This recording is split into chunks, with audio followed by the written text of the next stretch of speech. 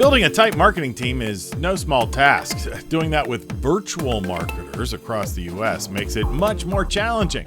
Welcome to the Marketing Accelerator Podcast, featuring 3 insights in about 3 minutes. I'm Drew Dinkelacker.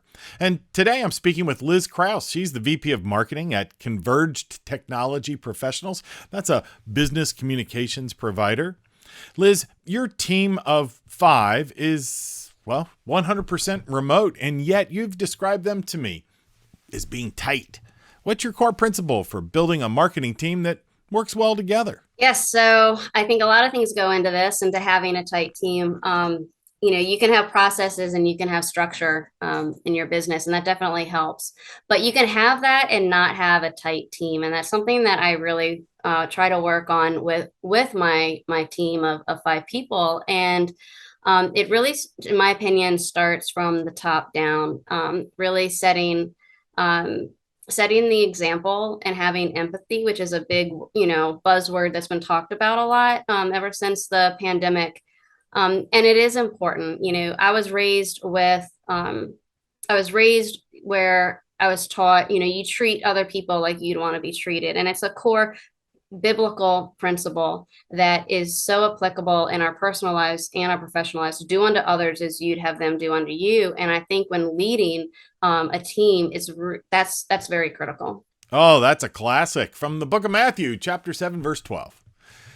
But how do you do that virtually? That's a tough one. There's definitely some challenges there. But I do think that a big part of that is really setting the culture and setting the environment for new people that come on with onboarding. During those first, for us, it's 3 months. During those first 3 months are really, really important to set the stage for that. Making a welcoming environment for people to let them know that, hey, when you have questions, we're not going to look down on you, for asking them. This is a time to learn, understanding our culture. When someone comes on board, when you're in an office, they can walk down the hallway and people will say, hey, you're the new person, welcome aboard. But you don't get that remote, so how do you make somebody feel remote? And I think, being very intentional, and during your group meetings, making it fun, and just treating people with respect and making them feel and know that they are a valuable part of the team. So how do you apply the old adage when something goes wrong and now you as the leader must address the situation?